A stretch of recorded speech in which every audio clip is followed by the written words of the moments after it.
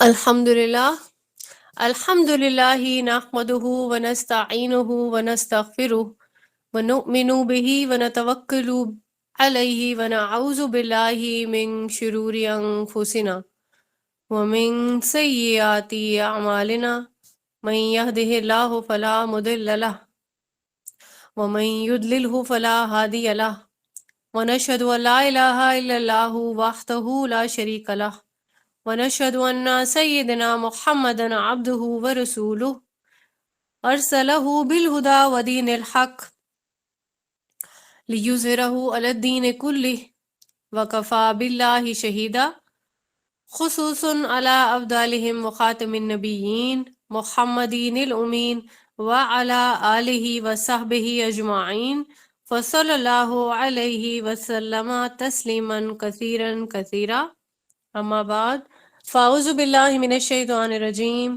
بسم اللہ الرحمن الرحیم رب اشرح لی صدری ویسر لی امری واحلل عقدۃ من لسانی یفقہوا قولی۔ سورہ فرقان سے سٹارٹ کریں گے انشاءاللہ ہم آج کا لیکچر۔ سورہ جو ہے نام سے ہی ظاہر ہے فرق کرنے والی، ٹھیک ہے۔ فرقان کے کیا میننگز ہوتے ہیں؟ فرق کرنے والی کس چیز میں فرق کرے گی؟ حق اور باطل میں۔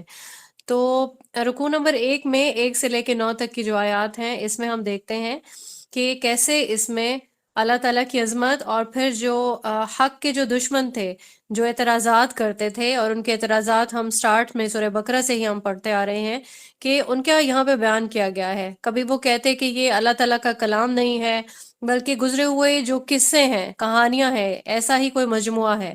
اور پھر رسول اللہ صلی اللہ علیہ وآلہ وسلم کی پرسنالٹی پر بھی بہت سارے اعتراضات کرتے، کبھی کہتے یہ سحر زدہ ہیں، اور پھر یہ کہتے کہ یہ کیسے ہیں، یہ تو بشر ہیں، ٹھیک ہے، اور ضروریات زندگی کے محتاج ہیں۔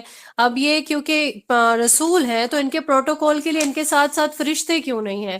اگر یہ رسول ہیں تو ان کو سونے اور چاندی کے خزانے ملنے چاہیے تھے، ان کے پاس لہلہاتے ہوئے باغات ہونے چاہیے تھے، ٹھیک ہے۔ تو اللہ پاک نے یہاں پہ ان سارے اعتراضات پر نہایت افسوس کرتے ہوئے فرمایا کہ مخالفین قرآن اور نبی اکرم صلی اللہ علیہ وآلہ وسلم پر بے بنیاد اعتراضات کر رہے ہیں، کیونکہ وہ گمراہ ہو چکے ہیں اور اب ان کے ہدایت پہ آنے کا کوئی امکان نہیں ہے۔ اللہ پاک ہم سب کو ہدایت کے راستے پہ چلنے کی توفیق عنایت فرمائے، آمین ثم آمین۔ یہاں پہ جو دوسرا رکوع ہے آیت نمبر 10 سے لے کے 20 تک کی جو آیات ہے اس میں ان سارے اعتراضات کا جواب دیا گیا ہے، ٹھیک ہے، جو مخالفین کرتے تھے۔ یہاں پہ ارشاد ہوا ہے کہ اللہ نبی صلی اللہ علیہ وآلہ وسلم کو خوبصورت باغات اور شاندار محلات عطا کر سکتا ہے، ٹھیک ہے۔ تو مخالفین کے جو اعتراضات ہیں ان کی بیسک یہ ریزن نہیں ہے کہ وہ نہیں چاہتے کہ کوئی اس آخرت کا ذکر کرے جس میں ان سے جرائم کی باز پرس ہوگی، ٹھیک ہے۔ تو یہاں پہ بہت ہی سخت لہجے میں کہا گیا کہ کان کھول کے وہ لوگ سن لیں کہ اللہ نے دہکتی ہوئی آگ تیار کر رکھی ہے جس میں وہ باہم زنجیروں میں جکڑے ہوئے ہوں گے، وہاں موت کو پکاریں گے لیکن موت نہیں آئے گی۔ مشرکین نے جن نیک بندوں کو اللہ تعالیٰ کا شریک ٹھہرا رکھا تھا وہ اللہ کی عدالت میں مشرکین کے خلاف گواہی دیں گے، اور اب کوئی مشرکین پر سے عذاب کو ٹالنے والا نہیں ہوگا۔ اب یہاں مزید بھی بیان ہوا کہ اللہ پاک نے اب تک جتنے بھی رسول بھیجے ہیں وہ سب کے سب انسان تھے، ٹھیک ہے، کوئی بھی فرشتے کی صورت نہیں تھی، اور سبھی میں بشری کمزوریاں تھیں، جیسے کہ انسان میں کچھ کمزوریاں ہوتی ہیں، ٹھیک ہے، بالکل ویسے ہی۔ تو انہوں نے ان کمزوریوں کے باوجود بھی اللہ کے احکامات پر عمل کیا اور انسانوں پر حجت قائم کر دی، اور رسول اللہ صلی اللہ علیہ وآلہ وسلم کی بشریت جو تھی وہ بھی اہل باطل کے لیے آزمائش بن گئی ہے، اور ان کا جو ظلم و ستم ہے وہ اہل حق کے لیے آزمائش ہے۔ تو اللہ تعالیٰ سب کے طرز عمل کو دیکھ رہا ہے، اور پھر عنقریب کیا ہوگا، حق اور باطل میں فیصلہ کر دے گا اللہ پاک۔ یہاں پہ ہمارا پارہ جو ہے وہ کمپلیٹ ہوا ہے، پارہ نمبر 18، 19واں پارہ سٹارٹ ہوتا ہے، سورہ فرقان جو ہے وہی کنٹینیو ہوگی انشاءاللہ۔ رکوع نمبر 3 ہو جائے گا یہ، ٹھیک ہے۔ آیت نمبر ہو جائے گی 21 سے لے کے 23۔ اللہ کے رسول صلی اللہ علیہ وآلہ وسلم کا شکوہ اس رکوع میں بیان کیا گیا ہے۔ اب اس رکوع میں مخالفین جو تھے، حق کے جو خلاف جو لوگ تھے، ان کے اعتراضات نقل کیے گئے ہیں کہ اللہ تعالیٰ فرشتے بھیج کر ہم پر براہ راست وحی نازل کیوں نہیں کر دیتا، بذات خود سامنے کیوں نہیں آ کے بتاتا کہ محمد صلی اللہ علیہ وآلہ وسلم میرے نبی ہیں، تو یہاں پہ یہ چیز کا جواب دیا گیا ہے کہ جس روز فرشتے ان کافروں کی جان نکالنے یا ان پر عذاب نازل کرنے کے لیے آئیں گے تو اس روز ان کافروں کے لیے کوئی اچھی خبر نہیں ہوگی، اور روز قیامت اللہ آگے بڑھ کر کافروں کی نیکیوں کو ٹھوکر مار مار کر ریزہ کر دے گا۔ اب کافر بھی نیکیاں کرتے ہیں نا، مطلب کہ ہم یہ بہت اچھا کام کر رہے ہیں، اب عقیدہ تو ان کا ٹھیک نہیں ہے، انکار کرتے ہیں اللہ تعالیٰ کے معبود ہونے کا، ٹھیک ہے، تو کافر جو ہے وہ ندامت سے اس ٹائم پہ اپنا ہاتھ چباتے ہوئے پکارے گا کہ کاش میں نے فلاں شخص سے دوستی نہ کی ہوتی، اس بدبخت نے مجھے نیکی سے دور رہنے اور گناہ کے کام کرنے کی پٹی پڑھائی، ٹھیک ہے۔ ابھی دنیا میں بھی انسان اپنا کیا دھرا دوسروں پہ ڈال دیتا ہے، تو یہاں پہ بھی یہی سلسلہ چلے گا کہ کاش میں نے اس سے دوستی نہیں کی ہوتی، حالانکہ حق جو ہے وہ سب کو واضح طور پر سامنے آ جاتا ہے اللہ تعالیٰ کی طرف سے، جو ہے انسان کو اس کا فرق بھی محسوس ہو جاتا ہے۔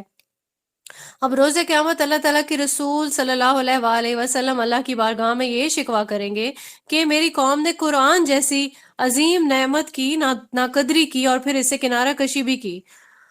تو اس حوالے سے ہم سب کو دعا کرنے کی ضرورت ہے کہ ہم قرآن کریم کی جو اتنی بڑی ہمیں نعمت عنایت ہوئی ہے اس کی ہم ناشکری نہیں کریں، ٹھیک ہے، ناقدری نہیں کریں، تو اللہ تعالیٰ ہمیں قرآن کے حوالے سے جتنی بھی ذمہ داریاں ہم سب پہ عائد ہیں وہ ادا کرنے کی توفیق عنایت فرمائیں، آمین ثم آمین۔ رکو نمبر 4 ہے، اب یہاں پہ اس کا جو ٹائٹل دیکھ سکتے ہیں کہ اکثریت کا معبود اللہ نہیں نفس ہے، اور یہ تعویل عام اور تعویل خاص دونوں میں ہی، ٹھیک ہے۔ تو یہاں پہ چوتھا رکوع سٹارٹ ہوا ہے، اس میں ہم دیکھیں گے کہ کئی قوموں کے عبرتناک انجام جو ہے وہ یہاں پہ بیان کیے گئے ہیں۔ ہم جانتے ہیں کون کون سی قومیں ہیں، صرف ایک ایسی قوم ہے جس کی ڈیٹیل نہیں دی گئی ہے، صرف نام یہاں پہ مینشنڈ ہے، اس کا جو نام دیا گیا ہے اصحاب الرس کے نام سے ہے، جس کے میننگ بنتے ہیں کنویں والے۔ اب یہاں پہ مفسرین کہتے ہیں کہ کنویں والی جو کوئی قوم ہوگی، ایسا ہو سکتا ہے کہ انہوں نے اپنے پیغمبر کو کنویں میں ڈال دیا ہو، یا اس سے ملتا جلتا کوئی بھی ایسا واقعہ ہوا ہو کہ ان کا نام کنویں والے یہاں پہ مینشن ہوا ہے، واللہ عالم۔ تو باقی قوموں میں کون کون سے نام ہیں؟ آل فرعون ہے، قوم نوح ہے، قوم عاد، قوم سمود اور قوم لوط، ٹھیک ہے۔ تو جو مجرم قومیں اللہ کی بجائے خواہشات نفس کو اپنا معبود بنا لیتی ہیں، ان کا یہاں پہ بیان ہے کہ جو نفسانی خواہشات کی پیروی کرنے والے لوگ ہیں وہ انسان نہیں ہیں بلکہ حیوان ہے۔ قرآن پاک میں یہاں پہ ان لوگوں کو چوپایوں سے تشبیہ دی گئی ہے، اب زندگی نہیں گزار رہے یہاں پہ بلکہ انہیں زندگی گزار رہی ہے، کچھ اس طرح کی یہاں پہ حکمت عملی جو ہے بیان ہوئی ہے۔ تو اللہ تعالیٰ سے دعا کرنی چاہیے ہمیں کہ ہمیں حیوانی تقاضوں سے بلند تر پاکیزہ مقصد زندگی اختیار کرنے کی توفیق عنایت فرمائیں، آمین ثم آمین۔ رکوع نمبر 5 ہے، آیت نمبر 45 سے لے کے 60 تک کی آیات اس میں شامل ہیں۔ اب یہاں پہ دیکھیں کہ اللہ تعالیٰ کی نعمتوں کا تذکرہ ہے، جس میں ہم دیکھتے ہیں کہ اگر چھوٹی چھوٹی چیزوں پہ بھی ہم غور و فکر کریں تو شکر گزاری کے جو لمحات ہیں وہ کبھی ختم ہونے میں ہی نہیں آئے۔ کبھی ہمیں سایہ جو ہے مطلوب ہوتا ہے چلتے ہوئے، دھوپ پہ چلتے چلتے، تو سایہ کس قدر امپورٹنٹ ہے، ٹھیک ہے، سایہ کا ذکر ہے، پھر دھوپ کا ذکر ہے، دھوپ بھی نہیں نکلے کچھ دن، اگر بادل چھائے رہا ہے انسان سمجھتا ہے کہ نہیں بہت بڑی ایک کمی ہو گئی ہے، تو دھوپ بہت بڑی نعمت ہے، اور پھر سورج ہے، دن ہے، رات ہے، اور ہم جب سوتے ہیں نیند کا ذکر ہے، ٹھیک ہے، ٹھنڈی ہوائیں جو چلتی ہیں، بارش ہے، جیسے ہی کوئی ٹھنڈی ہوا چلتی ہے اس طرح کے موسم ہے تو انسان کا آٹومیٹیکلی خوشگوار سا فیل کرتا ہے وہ، ٹھیک ہے۔ اور اسی طریقے سے بارش، پانی، پھر پانی کی گردش کا جو نظام ہے جس کو واٹر سائیکل کہا جاتا ہے، یہ بہت ساری جو ہے اللہ تعالیٰ کی بہت بڑی بڑی یہ عطا کردہ نعمتیں ہیں، لیکن کیا ہے، انسان بہت بدقسمت ہے کیونکہ اکثریت جو ہے وہ احسان فراموش ہے۔ تو یہاں رسول اللہ صلی اللہ علیہ وآلہ وسلم کو حکم دیا گیا ہے کہ کفار کے خلاف قرآن حکیم کے ذریعے سے جہاد کرے۔ اب یہاں پہ ہم جانتے ہیں کہ مکہ کے جو 12 سال کا ایک عرصہ تھا وہ جہاد بالقرآن سے ہی کیا تھا، جو جہاد کیا تھا، ٹھیک ہے، جہاد بالسیف نہیں تھا۔ سیف کسے کہتے ہیں؟ یعنی کہ تلوار والا جہاد۔ تو یہاں پہ کیونکہ اللہ کا حکم تھا اور اللہ کے حکم کی تکمیل کرنی ہوتی ہے۔ اب یہ قرآن کا جہاد کیسے کر سکتا ہے کوئی انسان؟ یعنی کہ قرآن کو پڑھنے پڑھانے سے اور لوگوں پر حق کو واضح کرنے سے۔ اب حق کو واضح کرے گا کوئی تو ہی اتمام حجت ہوگا نا، ٹھیک ہے۔ تو یہ جو رسول اللہ صلی اللہ علیہ وآلہ وسلم کی جو زندگی کے 23 برس تھے، یہ سارے ہی جہاد میں گزرے ہیں۔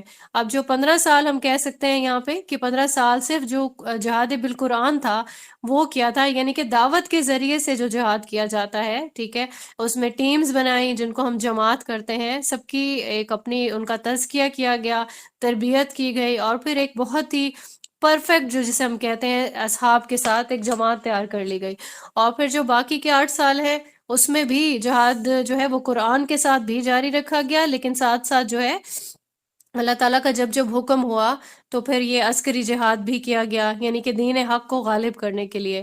اللہ تعالیٰ سے ہمیں دعا کرنے کی ضرورت ہے کہ ہمیں بھی قرآن کی دعوت کے ذریعے سے اللہ پاک ایک بہت پیاری جماعت عنایت فرمانے کی توفیق عنایت فرمائے، جو دین کے غلبے میں اپنا رول پلے کر سکے، ٹھیک ہے۔ یہ بھی جد و جہد کا ایک نام ہے، اور اگر ہم جو ہے چھوٹے یونٹ سے سٹارٹ کریں گے تو اس کے بعد بڑے یونٹس بھی بننے لگیں گے انشاءاللہ۔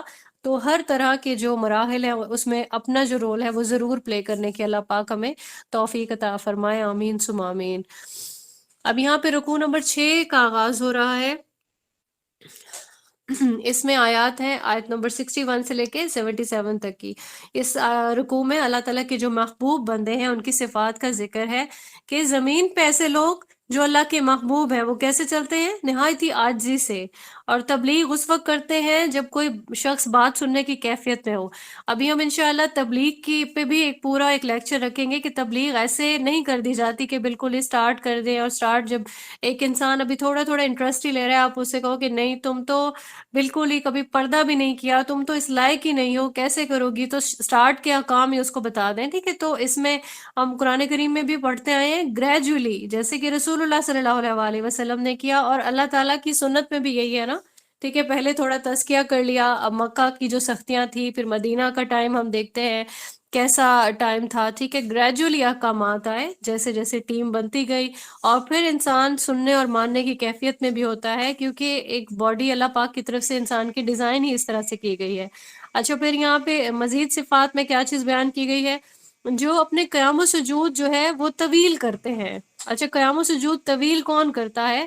جس کے دل میں منافقت نہیں ہوتی ہے، ان کی نمازیں بھی جو ہیں وہ لمبی لمبی نمازیں ہوتی ہیں، ٹھیک ہے۔ کبھی ایسا نہیں ہے کہ آل دا ٹائم ہی انسان جو ہے اس کو کنٹینیو کر سکے، کیونکہ ہمارے سامنے احادیث بھی ہے نا کہ رسول اللہ صلی اللہ علیہ وسلم اپنی نمازوں کو بھی مختصر کر دیتے تھے جب وہ دیکھتے کہ کیونکہ پچھلی صف میں آخری جو صفیں ہوتی ہیں وہ خواتین کی ہوتی ہیں، تو نماز اگر لمبی ہو جائے تو بچے رونے لگتے، تو آل دا ٹائم کی بات نہیں ہو رہی، لیکن کبھی ایسا ہوتا ہے جیسے یہاں پہ نماز تہجد کا جو ہے تمام کرتے ہیں، دنیا والے سو رہے ہوتے ہیں اس ٹائم، اور بہت بہترین وقت ہوتا ہے کہ انسان اپنی پوری خشوع و خضوع کے ساتھ یہ وقت جو ہے اللہ تعالیٰ کے ساتھ باتیں کرنے میں گزار سکتا ہے۔ پھر اس کے بعد مال کا ذکر ہے کہ مال جو خرچ کرتے ہیں میانہ روی سے کام لیتے ہیں، ایسی محفل میں نہیں بیٹھتے جہاں جھوٹ بول رہے ہوں لوگ، ٹھیک ہے، بے مقصد کاموں سے دور رہتے ہیں۔ کل ہم نے بے مقصد کاموں کی ایک لسٹ جو ہے وہ ڈسکس کی تھی کہ جو سرگرمیاں ہوتی ہیں خاص طور پر جن میں انسان بزی رہتا ہے، اور پھر جب قرآن سنایا جائے تو وہ عمل کی نیت سے سنتے ہیں، ٹھیک ہو گیا۔ تو قرآن کریم جو ہے اس میں ایک ایک جو آیت ہے اس کے لیے ایک تو ہمیں اس کے ادب کا تقاضا بھی ہے کہ ہم اس کو خاموشی سے سنیں، اور پھر سنتے ہوئے صرف ایسے ہی نہیں سننا کہ ٹھیک ہے ہماری انفارمیشن میں اضافہ ہو رہا ہے، ہمیں پتہ ہونا چاہیے قرآن کریم میں کیا میسج ہے، عمل کی نیت سے سننا ہوتا ہے تاکہ اس ہمیں نیت کا بھی ثواب مل جائے ساتھ کے ساتھ۔ شرک سے، قتل سے، اور ناحق جو قتل کیا جاتا ہے اس سے، اور زنا سے، یعنی کہ یہ جو بڑے بڑے گناہ ہیں ان کا ذکر کر دیا۔ شرک تو سب سے بڑا گناہ ہے نا، تو ان سے بھی وہ لوگ اجتناب کرتے ہیں اور اپنے لیے دعا کرتے ہیں کہ اللہ پاک ہمیں جہنم سے، عذاب سے بچا لیجئے، اور پھر جو بیویوں کے لیے اور اولاد کے لیے بھی نیکیوں کی ایک تو دعا کرتے ہیں، تقوی کی توفیق بھی اللہ تعالیٰ سے مانگتے ہیں۔ اللہ پاک ان خوش نصیبوں کو جنت کے بالا خانے عطا فرمائے گا، اور اللہ سے ہم اپنے لیے یہاں پہ دعا کریں گے کہ اللہ پاک ہمیں بھی ان خوش نصیبوں میں شامل فرمائے، آمین ثم آمین۔ یہاں پہ ہماری سورہ فرقان کمپلیٹ ہوتی ہے۔ ہم آگے بڑھتے ہیں سورۃ الشورى کی جو ہم دیکھتے ہیں کہ ریویژن جو ہے اس میں کیا چیز اللہ تعالیٰ کی طرف سے بیان ہوئی ہے اس کو سمرائز کرنے کی کوشش کرتے ہیں۔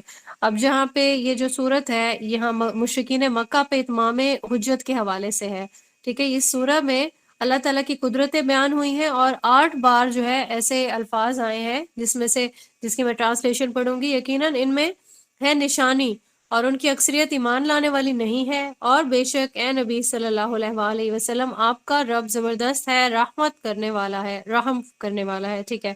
تو تقریباً 8 بار اس طرح کے الفاظ بار بار آئے ہیں۔ اس سے مراد کیا ہے کہ اللہ کی نشانیاں دیکھ کر بھی جو لوگ ایمان نہیں لائے تو اللہ بہت زبردست ہے. اب زبردست ہے یعنی فوراً اللہ پاک عذاب دے سکتا ہے، لیکن ساتھ میں اللہ تعالیٰ کی رحم کرنے والی جو صفت ہے وہ بھی بیان کر دی گئی ہے. تو انسان کے لیے ضروری ہے کہ اللہ پاک سے جو ہے وہ رحم کی اگر امید بھی رکھتا ہے تو ساتھ کے ساتھ اپنی اصلاح بھی کرے اور اللہ تعالیٰ سے اس کے لیے مہلت بھی مانگے. اللہ پاک اصلاح کی مہلت بھی دیتا ہے. رکوع نمبر 1 کی طرف دیکھتے ہیں ہم. آیت نمبر 1 سے لے کے 9 تک کی آیات اس میں شامل ہیں، جس میں مشرکین مکہ کی مجرمانہ جو روش ہے اس کو بیان کیا گیا ہے. اب کیا مشرکانہ روش تھی؟ اس میں دیکھتے تھے کہ اللہ تعالیٰ کی اتنی واضح نشانیاں دیکھی ہیں انہوں نے، ٹھیک ہے. اب واضح نشانیوں میں اللہ پاک نے جو زمین کی پیداوار ہے اسی کو بھی بہت بڑی نشانی فرمایا ہے کہ اگر یہی پیداوار کوئی دیکھ لے تو وہ بھی یقین لے آئے، ٹھیک ہے. لیکن اس کے باوجود بھی یہ لوگ ایمان نہیں لا رہے ہیں، اور یہ لوگ کیا کہتے ہیں مشرکین مکہ کہ ہمیں معجزہ دکھائیں جس سے ہم ایمان لانے پہ مجبور ہو جائیں، ٹھیک ہے. تو رسول اللہ صلی اللہ علیہ وآلہ وسلم کی دلجوئی کے لیے یہاں پہ فرمایا جا رہا ہے کہ اگر اللہ چاہے تو ایسا معجزہ دکھا دے کہ وہ ایمان لانے پر مجبور ہو جائیں، لیکن اللہ کو تو وہ ایمان مطلوب ہے جو بالغیب ہو. ان پر حجت پوری ہو چکی ہے. جس طرح سے اللہ مردہ زمین کو دوبارہ زندہ کرتا ہے اسی طرح سے انہیں بھی مرنے کے بعد دوبارہ زندہ کیا جائے گا اور پھر آخرت کے شدید عذاب کا مزہ چکھائے گا. رکوع نمبر 2 میں ہم آیت نمبر 10 سے لے کے 33 تک کی آیات دیکھیں گے، جس میں ہم دیکھیں گے کہ حقیقی رب کون ہے، اور اس میں حضرت موسیٰ علیہ السلام کا اور فرعون کا جو مکالمہ ہے وہ بیان ہوا ہے اس رکوع میں. اس میں اللہ تعالیٰ نے کیونکہ حضرت موسیٰ علیہ السلام اور حضرت ہارون علیہ السلام کو حکم دیا تھا کہ فرعون کے پاس جاؤ اور اسے رب کائنات کی پر ایمان لانے کی دعوت دو. اب جیسے ہی یہ لوگ دربار میں پہنچے تو فرعون نے موسیٰ علیہ السلام کو طعنہ دیا کہ ہم نے تمہاری پرورش کی لیکن تم نے احسان فراموشی کرتے ہوئے ہمارے ہی ملک میں ایک آدمی کو قتل کر دیا. تو حضرت موسیٰ علیہ السلام نے یہاں پہ ان کو جواب دیا کہ مجھ سے یہ خطا اس وقت ہوئی کہ جب میں ابھی حق کی تلاش میں تھا. اب اللہ پاک نے مجھے حق سے آگاہ فرما کر نبوت سے سرفراز فرما دیا ہے اور میری ماضی کی خطاؤں کو بھی معاف فرما دیا ہے. البتہ ذرا اپنے گریبان میں تم لوگ جھانکو کہ مجھ پر تو احسان دھر رہے ہو کہ میری پرورش کی ہے، ٹھیک ہے، لیکن میری پوری قوم کو اپنا غلام بنا کے رکھا ہوا ہے. تو اب جب فرعون کے پاس کیونکہ ان باتوں کا جواب نہیں تھا تو اس نے کیا کیا، فوراً ہی گفتگو کا موضوع تبدیل کیا اور پوچھنے لگا کہ رب کائنات کون ہے. حضرت موسیٰ علیہ السلام نے جواب دیا اللہ، جو تمام آسمانوں اور زمین کا اور مشرق اور مغرب کا اور نہ صرف تمہارا بلکہ تمہارے باپ دادا سبھی کا رب ہے. اب یہاں پہ فرعون جو ہے وہ لاجواب ہو گیا اور ساتھ میں دھمکی دینے لگا کہ میں تمہیں قید کر دوں گا. لیکن پھر اس کے بعد پورا ہم یہ ڈیٹیل سے دیکھ چکے ہیں کیسے یہ مناظرہ ہوا تھا، کیسے سارے جو ہے جادوگروں کو بلایا گیا تھا، ٹھیک ہے. تو حضرت موسیٰ علیہ السلام نے یہاں پہ اپنی لاٹھی پھینکی، ٹھیک ہے، وہ ایک اژدہا بن گئی، ٹھیک ہے. فرعون کے ہوش یہاں پہ ٹھکانے آ گئے، وہ خوف زدہ بھی ہوا، لیکن اب یہ ہے کہ کچھ ابھی ایمان لانے کے کیونکہ موڈ میں نہیں تھا. اور پھر اس نے حضرت موسیٰ علیہ السلام کا جو ید بیضہ تھا، ٹھیک ہے، جیسے کہ رسول اللہ جیسے کہ ان کو ایک ہاتھ تھا جو اپنی بغل میں جو ہے وہ رکھتے تو اللہ تعالیٰ کی طرف سے یہ معجزہ کے طور پر جو ہے نا یہ روشن ہو جاتا، بالکل سفید اور روشن. اب یہ مرعوب تو ہوا فرعون، لیکن اس نے کیا کیا کہ دربار اپنا یہاں پہ برخاست کر دیا. اگلا رکوع ہے آیت نمبر 34 سے لے کے 51 تک کی آیت کا، جس میں یہ چیز بیان کی گئی ہے کہ کیسے ان کے درمیان میں مقابلہ ہوا تھا، جادوگروں کے درمیان میں اور حضرت موسیٰ علیہ السلام کے دربار میں.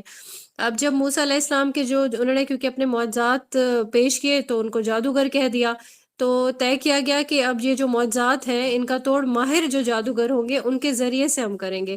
تو پھر کیا کیا کہ سارے ملک میں اعلان کیا گیا، ماہر جادوگر آ گئے کہ سب اپنی لاٹھیاں رسیاں پھینکیں. پھر اب جب انہوں نے اپنی لاٹھیاں پھینکی تو وہ ایسے فیل ہوا جیسے وہ رینگتے ہوئے سانپ ہیں. حضرت موسیٰ علیہ السلام نے اس کے بعد اپنا عصا پھینکا اور پھر وہ اژدہے کے شکل اختیار کی اور ساری جو لاٹھیاں اور رسیاں تھیں وہ سب کو نگل گیا. اب یہاں پہ جادوگروں نے کیونکہ دیکھا کہ یہ چیز جادو سے ہونا ممکن نہیں ہے، مطلب وہ اس چیز کو اچھے سے ریئلائز کر چکے تھے کہ یہ اللہ کے ہی رسول ہے. وہ بے اختیار سجدے میں گر گئے اور اللہ تعالیٰ کی وحدانیت پر ایمان لے آئے. ایون فرعون نے ان کو دھمکی دی کہ میں یا تو تمہیں سلیب پہ لٹکا دوں گا یا پھر اپوزٹ سائڈ سے یعنی ایک سے ہاتھ اور دوسری سائڈ کا پاؤں کاٹ دوں گا. لیکن یہاں پہ کیونکہ جو حقیقی ایمان جو لاتا ہے انسان، اس کے جو حوصلے ہیں وہ بہت زیادہ بلند ہو جاتے ہیں. انہیں اپنی زندگی کی کوئی پرواہ نہیں ہوئی. انہوں نے بالکل انکار کر دیا کہ ہم حقیقی رب پر ہم ایمان لا چکے ہیں، تو وہ ہمیں پوری امید ہے کہ وہ ہماری خطاؤں سے درگزر فرمائے گا، کیونکہ ہم نے حق جب ہمارے سامنے آیا تو ہم نے قبول کیا. تو اللہ پہ توکل کی یہاں بہترین مثال جو ہے وہ اگلی آیات میں بتائی گئی ہے. 52 سے لے کے 68 تک کی جو آیات ہے ان میں یہ چیز بیان کی گئی ہے کہ کیسے حضرت موسیٰ علیہ السلام اللہ کے حکم سے اپنی قوم کو لے کے مصر سے نکلے. تو فرعون نے کیا کیا؟ ان کے لشکروں کا تعاقب کیا.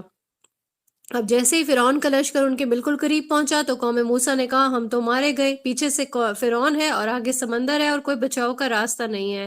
ایسے میں حضرت موسیٰ علیہ السلام نے اللہ پر توکل کی اعلیٰ ترین مثال قائم فرمائی. انہوں نے بہت ہی اطمینان سے کیا فرمایا کہ بے شک میرے ساتھ میرا رب ہے، وہ ضرور کوئی راستہ نکال دے گا. تو جیسے ہی عصا سمندر پر مارا، سمندر پھٹ گیا اور درمیان میں سے ایک خشک راستہ وجود میں آ گیا. یہاں سے گزر کے حضرت موسیٰ اور ان کے جتنے بھی ساتھی تھے وہ سمندر کے دوسرے کنارے تک پہنچ گئے.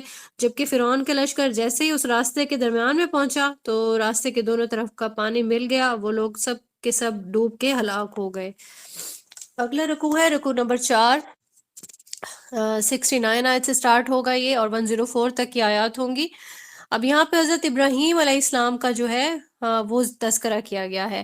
انہوں نے اپنے والد کے ساتھ جو ان کا مکالمہ تھا وہ یہاں پہ بیان کیا، اور اپنی قوم کے ساتھ قوم سے فرمایا کہ معبود حقیقی اللہ کے سوا دیگر تمام معبود جو ہے وہ میرے خیر خواہ نہیں بلکہ دشمن ہیں. یعنی کہ اپنے والد سے اور قوم سے یہ جو ہے حقیقت بیان کر دی. اللہ نے مجھے پیدا کیا اور وہی مجھے سیدھی راہ کی ہدایت عطا فرماتا ہے، مجھے کھلاتا ہے، پلاتا ہے، میں بیمار ہوتا ہوں تو وہی مجھے شفا دیتا ہے، پھر وہی مجھے موت دے گا اور وہی دوبارہ زندہ کرے گا. امید ہے کہ وہ مہربان ذات روز جزا میری تمام خطاؤں کو معاف فرما دے گا. اے میرے رب مجھے حکمت اور دنیا و آخرت میں جو صالحین ہیں انہی کی رفاقت نصیب فرما. میرے بعد والوں میں بھی میرا ذکر خیر جاری فرما. مجھے نعمتوں والی جنت کا وارث بنا. مجھے روز قیامت کی رسوائی سے محفوظ فرما. وہ روز کہ جب مال اور بیٹے کام نہیں آئیں گے بلکہ دل کام آئے گا، جس پر نہ گناہوں کی آلودگی ہو نہ ہی غفلت کے پردے ہوں. اللہ ہم سب کے حق میں یہ دعائیں قبول فرمائے. آمین ثم آمین. یہ بہت پیاری دعائیں ہیں.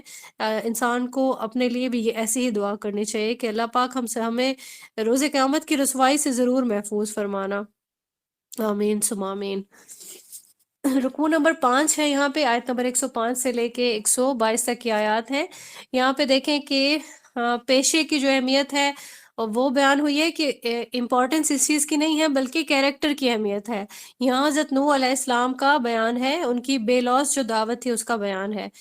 تو انہوں نے قوم کو اللہ تعالیٰ کا تقوی اختیار کرنے کی تلقین کی تھی. انہوں نے کہا کہ میری اطاعت کرو، اور یہاں پہ یہ چیز واضح کر دی کہ جو میں تبلیغ کر رہا ہوں، تمہیں ہدایت کا راستہ دکھا رہا ہوں، اس پہ میں تم سے کوئی اجرت نہیں لے رہا. اب قوم نے کیا کیا؟ انہوں نے کیا کہا کہ ہم آپ کی کیسے پیروی کریں جبکہ آپ کے ساتھی تو ہمارے معاشرے کے غریب اور کمتر لوگ ہیں. اب موسٹلی یہی ہوتا کہ جب بھی کوئی رسول جو ہے وہ دعوت دیتا تو سب سے پہلے جو معاشرے کے جو غریب لوگ ہوتے ہیں وہ سب سے پہلے ایمان لاتے ہیں. رسول اللہ صلی اللہ علیہ وآلہ وسلم کی جو جماعت تھی اس میں بھی ایسے ہی لوگ جو ہے سب سے پہلے ایمان لائے تھے. لیکن ہم نے قرآن کریم میں دیکھا کہ اللہ کے محبوب ترین لوگ ہیں وہ. تو یہاں پہ حضرت نوح علیہ السلام نے بھی یہ جواب دیا انہیں کہ مجھے ان سے کوئی سروکار نہیں ہے کہ ان کا پیشہ کیا ہے. ٹھیک ہے، غریب ہیں، مزدور ہیں، جو بھی ہیں، میں نیک سیرت لوگوں کو نہیں چھوڑ سکتا.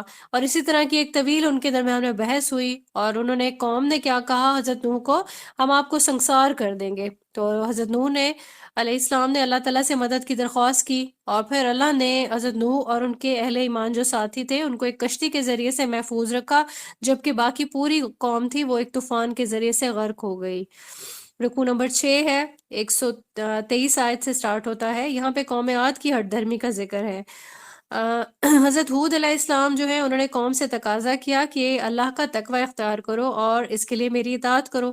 تم بلند یادگاریں جو یہ بنا بنا کے وسائل کو ضائع کر رہے ہو، یعنی کہ جو عمارات تھی نا بہت بڑی بڑی یہ وہ لوگ بناتے اور یہاں پہ تلقین کی گئی کہ اتنا زیادہ پیسہ برباد کر رہے ہو اور پھر محکوم قوموں کے ساتھ ظلم و زیادتی کرتے ہو، اللہ تعالیٰ کی نافرمانی سے بچ جاؤ۔ اللہ نے تمہیں بیٹے دیے، مویشی دیے، حسین باغات دیے، بہتے ہوئے چشمے ہیں، بہت آنکھیں۔ اگر تم نے ابھی بھی توبہ نہیں کی تو پھر کیا ہوگا کہ ایک بہت بڑا تم لوگوں پہ عذاب آ جائے گا۔ اب قوم ہے ایک تو مان نہیں رہی، پھر حقارت سے اور اکڑ جو ہے وہ دکھا رہی ہے کہ ہمیں نصیحت کی ضرورت نہیں ہے، ہم پہ اثر نہیں ہوگا اور ہم پہ عذاب بھی نہیں آئے گا۔ اب ماضی میں جتنی بھی قوموں نے ایسی دھمکیاں دی، ٹھیک ہے، یا اکڑ پن دکھایا، تو پھر اللہ تعالیٰ کا غضب بھڑک اٹھا اور اللہ تعالیٰ نے ایسے مجرموں کو ہلاک کر دیا۔ رکوع نمبر 7 میں قوم سمود کا ذکر ہے کہ انہوں نے کیسے تکبر کیا۔ اب یہاں پہ حضرت صالح نے بھی اپنی قوم کو اطاعت کی اور اللہ تعالیٰ کی جو نافرمانی اسے اطاعت کی جو ہے دعوت دی، اور یہ تلقین کی کہ اللہ کی نافرمانی سے بچ جاؤ۔ تو انہوں نے کیا کہا؟ انہوں نے کہا کہ یہ بھی بتایا کہ جو خوبصورت جو باغات اور ٹھنڈے چشمے ہیں، اللہ تعالیٰ نے تم لوگوں کو اس طرح کی ساری جو عنایات ہیں، ٹھیک ہے، نعمتیں ہیں، وہ عنایت کی ہیں، اور یہ جو فصلیں ہیں، ٹھیک ہے، کھجوریں ہیں، ان کا ذکر کیا ہے۔ تو کیا آل دا ٹائم یہ ساری چیزیں تم لوگوں کے پاس موجود رہیں گی اور تم انجوائے کرتے رہو گے اور پہاڑوں کو تراش تراش کے گھر بناتے رہو گے؟ ایک دن تو آخر جو ہے وہ تمہیں موت آئے گی اور ان نعمتوں کا حساب دینا ہوگا۔ لہٰذا سدھر جاؤ، اللہ کی بندگی کرو اور فساد مچانے والوں کی پیروی نہیں کرو۔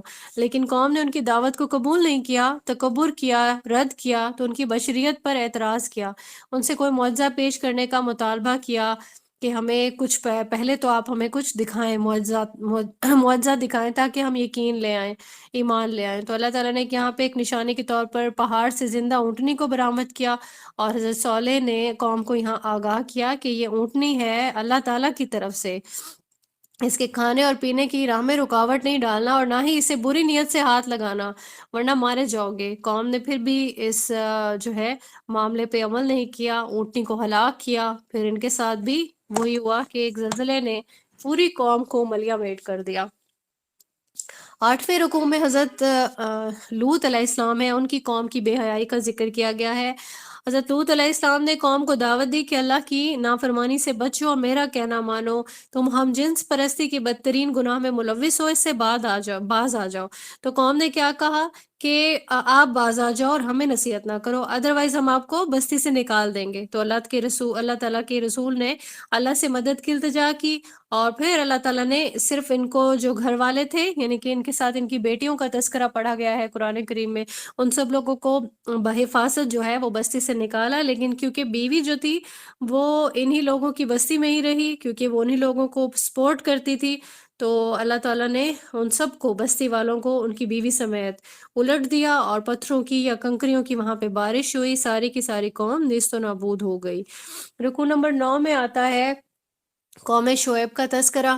اب یہ لوگ ناپ تول میں خصوصاً جو ہے وہ کمی کیا کرتے تھے، تو حضرت شعیب علیہ السلام نے ان سے مطالبہ کیا کہ میری اطاعت کرو، اللہ تعالیٰ کی نافرمانی سے بچو، ناپ تول میں کمی نہ کرو اور لوٹ مار کے فساد نہ مچاؤ۔ ان میں ایک اور دوسری یہ برائی تھی کہ یہ راہیں روک کے جو لوٹ مار کرتے تھے نا، قافلوں کو روک کے، ان میں یہ بھی برائی تھی۔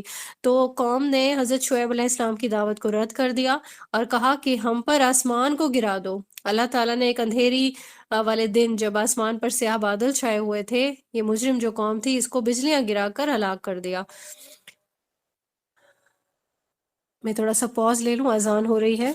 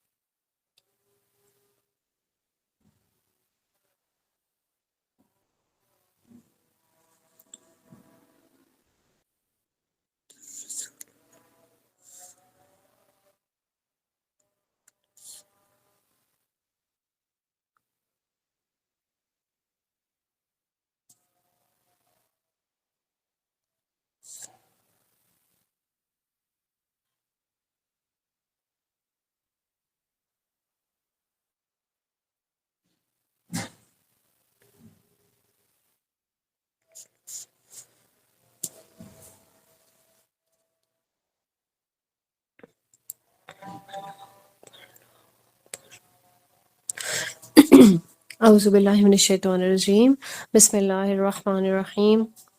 رکوع نمبر 10 یہاں پہ سٹارٹ ہوگا۔ اس رکوع میں قرآن حکیم کی عظمت کا بیان ہے کہ قرآن جو ہے وہ اللہ تعالیٰ کا کلام ہے، جسے اللہ تعالیٰ نے حضرت جبریل علیہ السلام کے ذریعے سے رسول اللہ صلی اللہ علیہ وآلہ وسلم کے مبارک قلب پہ نازل کیا۔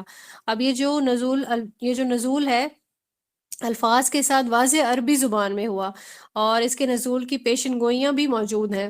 جتنی بھی سابقہ بکس ہیں نا قرآنی آسمانی کتابیں جنہیں ہم الہامی کتابیں کہتے ہیں، تو قرآن کو اللہ کا کلام جو نہیں مانتے وہ عذاب سے دوچار ہوں گے۔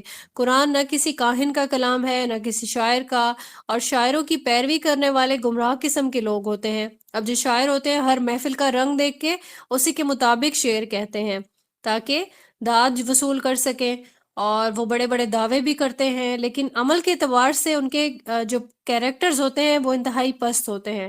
اس کے برعکس اگر رسول اللہ صلی اللہ علیہ وآلہ وسلم کی پیروی کرنے والے جو ہیں ان کو دیکھا جائے، انتہائی پارسا ہیں۔ آپ صلی اللہ علیہ وآلہ وسلم جو ہے وہ آئیڈیل رہے، اور پھر آپ صلی اللہ علیہ وآلہ وسلم ہر محفل میں ایک ہی دعوت پیش کرتے تھے، اور لوگوں سے کسی اجر کے بھی طلبگار نہیں ہیں۔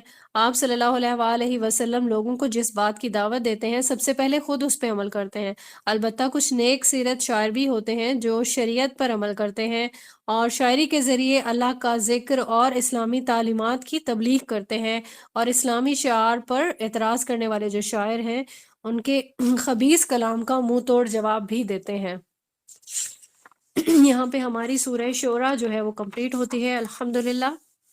سورہ نمل ہم سٹارٹ کریں گے۔ اب اللہ تعالیٰ کی بے مثال قدرتوں کا بیان ہے اس سورہ میں۔ رکوع نمبر 1 میں قرآن جو ہے دیکھتے ہیں کہ قرآن کن کے لیے ہدایت ہے، یہ بیان کیا گیا ہے۔ آیت نمبر 1 سے لے کے 14 تک کی آیات شامل ہیں۔ قرآن کریم جو ہے وہ واضح کتاب ہے ان مومنوں کے لیے جو ہدایت کے راستے پہ چلیں، ٹھیک ہے، نماز قائم کریں، زکوٰۃ دیں، آخرت کے واقع ہونے پر پختہ یقین رکھیں۔ ہمیں معلوم ہے نا کہ جو مومن ہے اس کی یہ ساری جو چیزیں ہیں جو ہم نے ابھی پڑھی ہیں حدیث کے اکارڈنگ بھی ان کی پوری ڈیٹیل بھی پڑھ چکے ہیں، تو سب سے پہلے تو ان سب چیزوں پہ یعنی کہ نماز، زکوٰۃ اور آخرت کا جو وقوع پذیر ہونا ہے، ان سب چیزوں پہ ایمان رکھنا بہت ضروری ہے۔ ایون لوگ جو ہے وہ اچھی طرح سے زندگی گزار رہے ہوتے ہیں لیکن آخرت پر ایمان نہیں رکھتے، ٹھیک ہے، تو اس سے واضح ہوتا ہے کہ جو دنیا کی محبت ہے ان کے دل میں بہت اچھے سے راسخ ہے۔ اب ان کے لیے دنیا کی لذتیں جو ہیں وہ مرغوب کر دی جاتی ہیں، اور پھر قیامت کے دن ان کے لیے پھر بدترین عذاب ہوگا۔ اس کے بعد حضرت موسیٰ علیہ السلام پر ظہور نبوت کا بھی ذکر ہے کہ کیسے آپ جو ہے وہ گھر والوں کے ساتھ مدین سے مصر آ رہے تھے، اور پھر راستے میں ان کو اللہ تعالیٰ کی طرف سے وحی ہوئی اور واضح نشانیاں دے کے قوم فرعون کے پاس ان کو بھیجا گیا۔ پھر قوم فرعون نے نشانیوں کو دیکھا اور پہچان لیا کہ یہ معجزات ہیں، لیکن سرکشی کرنا چاہتا تھا کیونکہ، تو ان نشانیوں کو دیکھنے کے بعد ان کو جادو کہہ دیا اور جھٹلا دیا، تو اللہ تعالیٰ نے پھر کیا کیا، ان کو ایک برے سے برا انجام جو تھا اسی سے دوچار کیا۔ رکوع نمبر 2 میں آیت نمبر 15 سے لے کے 31 آیات شامل ہیں۔ حضرت سلیمان علیہ السلام کا تذکرہ ہے کہ کیسے اللہ تعالیٰ کا ان پر فضل تھا۔ اللہ پاک نے انہیں ایسے لشکر عطا کیے تھے کہ جن میں انسان تو تھے ہی، جنات بھی شامل تھے اور پرندے بھی شامل تھے، اور پھر ایک بہت بڑی ایک خصوصیت تھی ان کے پاس کہ انہیں پرندوں کی بولی سمجھ آتی تھی، حشرات الارض کی بولیاں جو ہے وہ بھی سمجھ آ جاتی تھی۔ اور یہ چیز واقعہ موجود ہے کہ ایک بار جب ان کا لشکر ایک وادی سے گزرا جہاں چونٹیوں کی کثرت تھی، تو ایک چونٹی نے پکار کر دوسروں سے کہا، دوسری جو چونٹیاں تھیں، کہ فوراً اپنے بلوں میں داخل ہو جاؤ، ایسا نہ ہو کہ حضرت سلیمان علیہ السلام کا لشکر تمہیں کچل دے۔ اور ان کی جو پکار تھی تو یہ سن کے حضرت سلیمان علیہ السلام ہنس پڑے اور پھر اللہ کا شکر بھی یہاں پہ ادا کیا۔ پھر حضرت سلیمان علیہ السلام نے اپنے لشکر کا جائزہ لیا تو یہاں پہ دیکھا کہ کیونکہ پرندے بھی ماتحت تھے ان کے، تو دیکھا ایک پرندہ تھا ہدہد، ٹھیک ہے، وہ بغیر بتائے وہ غائب تھا۔ انہوں نے فرمایا کہ اگر وہ کوئی معقول عذر لے کر نہ آیا تو پھر اسے سزا دی جائے گی۔ کچھ دیر کے بعد ہدہد آیا اور اس نے بتایا کہ وہ یمن میں سبا نامی ایک قوم کو دیکھ کے آیا ہے، اور اس قوم کی جو حکمران ہے وہ ایک ملکہ ہے اور اس کے پاس ہر نعمت ہے، اور خاص طور پر ایک انتہائی قیمتی اور نفیس تخت بھی ہے، اور وہ قوم اللہ کی بجائے سورج کو معبود سمجھتی ہے، یعنی کہ مانتی ہے، پوجا وغیرہ کرتی ہے۔ تو حضرت سلیمان علیہ السلام نے ہدہد کے حوالے اپنا خط لکھا اور ان کو اس کے حوالے کیا کہ جا کے ملکہ سبا کو دے آؤ۔ پھر ملکہ سبا کو جب حضرت سلیمان علیہ السلام کا خط ملا تو اس نے فوراً اپنی ریاست کے تمام عمائدین کو یہاں جمع کر لیا اپنے پاس، انہیں وہ خط پڑھ کے سنایا۔ اس خط میں حضرت سلیمان علیہ السلام نے قوم سبا کو یہ پیغام بھیجا تھا کہ میری اطاعت قبول کر کے میرے دربار میں حاضر ہو جاؤ۔ اب اگلے رکوع میں مزید ڈیٹیل ملتی ہے کہ کیسے ملکہ سبا نے اسلام قبول کیا تھا۔ آیت نمبر 23 سے 32 سے یہ سٹارٹ ہوتا ہے رکوع، 44 تک کی آیات اس میں شامل ہیں کہ کیسے انہوں نے مشاورت کی ملکہ نے، اور پھر جتنے بھی ان کے فالورز تھے انہوں نے ان سے پوچھا کہ کیسے ہم ان جو پیغام ہمارے پاس حضرت سلیمان علیہ السلام کا ہے ہم نے ان کا جواب کیسے دینا ہے۔ تو پوری جو ٹیم تھی انہوں نے کہا ہم پوری قوت سے لڑنے کے لیے تیار ہیں، آپ بتائیں کہ کرنا کیا ہے۔ جو ملکہ تھی انہوں نے کہا کہ جب بادشاہ کسی بستی کو فتح کرتے ہیں تو بستی کو اجاڑ دیتے ہیں اور بعض امیر لوگوں کو ذلیل کر دیتے ہیں۔ تو یہاں پہ میں یہ کرتی ہوں کہ ذرا چند تحفے تحائف بھیج کے بادشاہ کے مزاج کا اندازہ لگاتی ہوں کہ وہ دنیا پرست ہے یا نہیں، کیونکہ تحائف کو دیکھ کے obviously ہو سکتا ہے ان کا دل تھوڑا نرم ہو جائے۔ تو حضرت سلیمان علیہ السلام نے وہ جو تحفے تھے وہ ایکسیپٹ نہیں کیے بلکہ ان کو واپس لوٹا دیے، اور اس سے اس ملکہ کو اندازہ ہو گیا کہ حضرت سلیمان علیہ السلام عام بادشاہوں سے بہت مختلف ہیں۔ وہ پھر آپ علیہ السلام کی خدمت میں حاضر ہوئی اور مشرکانہ عقائد سے توبہ کی اور پھر اسلام قبول کر لیا۔ رکوع نمبر 5 میں ہم دیکھتے ہیں 45 سے لے کے 58 تک کی آیات اس میں شامل ہیں۔ قوم سمود کی سازش اور اس کا انجام جو ہے وہ یہاں پہ بتایا گیا ہے کہ کیسے قوم سمود کی جو بدبختی ہے اسی کا تذکرہ ہے۔ حضرت صالح علیہ السلام نے اس قوم کو اللہ کی بندگی کی دعوت دی اور قوم نے اس دعوت کو بڑی حقارت سے ٹھکرایا اور حضرت صالح علیہ السلام سے عذاب لانے کا مطالبہ کیا۔ پھر اس قوم کے 9 سردار تھے، انہوں نے طے کیا کہ ہم رات میں حضرت صالح کے گھر پر حملہ کر کے انہیں اور ان کے تمام اہل خانہ کو ہلاک کر دیں گے اور پھر بعد میں اس جرم کا اعتراف کرنے سے انکار کر دیں گے۔ اللہ تعالیٰ نے پھر ان کے جو ناپاک منصوبے تھے ان کو ناکام بنا دیا اور زلزلہ آیا اور پوری قوم جو تھی وہ تہس نہس ہو گئی۔ اور اس رکوع میں یہ بھی بیان ہوا کہ جو ہم جنس پرستی کا جو فعل ہے سب سے پہلے وہ قوم لوط نے ہی کیا۔ حضرت لوط علیہ السلام نے جب انہیں اس جرم سے باز رہنے کی تلقین کی تو اہل خانہ جو تھے ان کے انہوں نے دھمکی یہ دی قوم نے کہ ہم آپ کے پورے اہل خانہ کو بستی سے نکال کر دیں گے۔ تو اللہ تعالیٰ نے حضرت لوط علیہ السلام اور ان کے اہل خانہ جو ایمان کی حالت پہ تھے ان کو حفاظت سے بستی سے نکالا اور پھر بستی الٹ گئی اور اس کے بعد کنکریوں کی بارش ہوئی، پوری قوم تباہ ہو گئی اور حضرت لوط علیہ السلام کی بیوی بھی عذاب کا شکار ہوئی کیونکہ اس کی ہمدردیاں اسی قوم کے ساتھ تھیں جو کہ فاسق قوم تھی، گنہگار تھی۔ اس کے بعد یہاں پہ ہمارا جو پارہ ہے 19 وہ کمپلیٹ ہو گیا ہے۔